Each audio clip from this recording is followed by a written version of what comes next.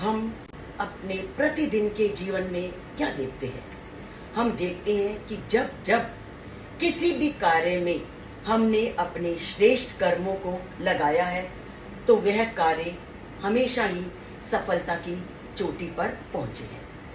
ठीक यही उपदेश श्री कृष्ण अर्जुन को देते हैं कि हे अर्जुन, तुमने अगर परम गति को प्राप्त करना है तो तुम श्रेष्ठ कर्मों को करते हुए और प्रयत्न करते हुए उस मार्ग पर चलो।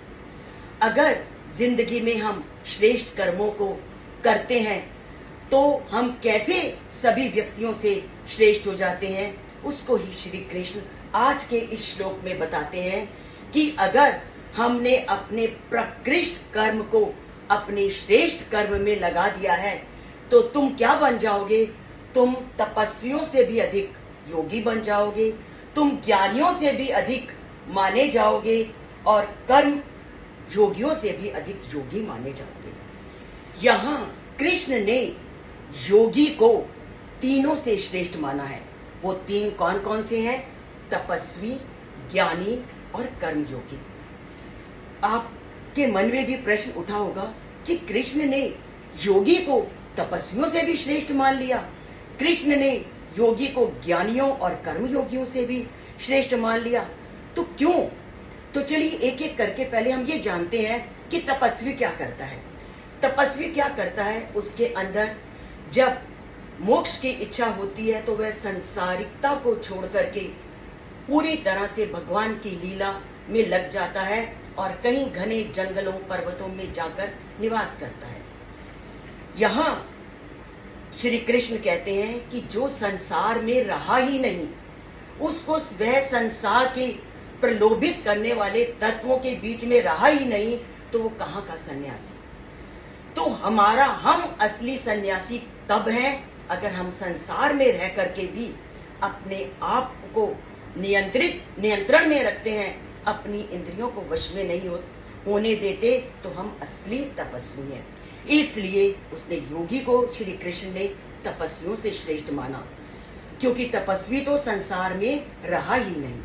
उसके बाद उन्होंने योगी को ज्ञानियों से भी श्रेष्ठ माना। अब ज्ञानी कौन है?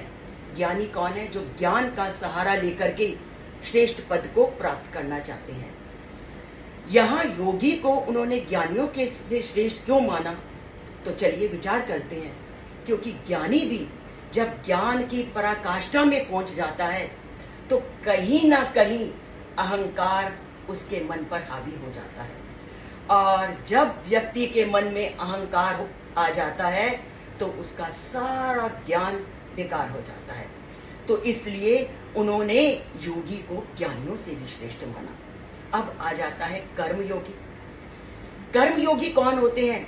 जो कर्मों के द्वारा अर्थात वेदों में कहे गए कर्मकांड, यज्ञ, व्रत इत्यादि के द्वारा ईश्वर को प्राप्त करना चाहता है, और ऐसे व्यक्ति किसी न किसी इच्छा को सामने रख करके ईश्वर की प्राप्ति का प्रयत्न करते हैं।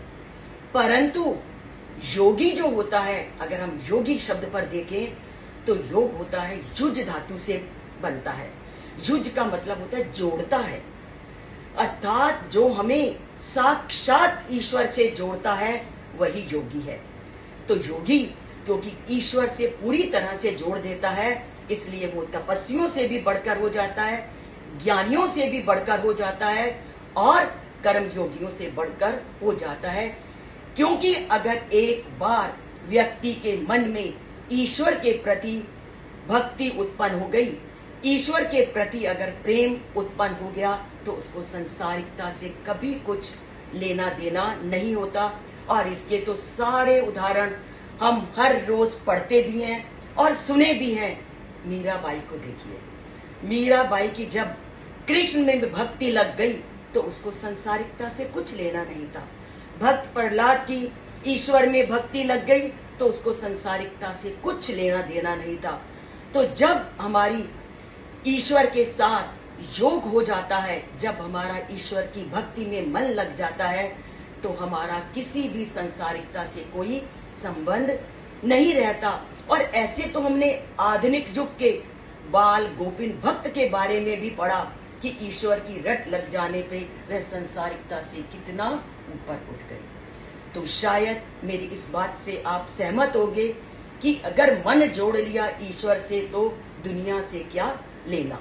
तो यही है कि अपने मन को निरंतर उसी ईश्वर में जोड़िए और अपने लक्ष्य को प्राप्त करने का प्रयत्न कीजिए।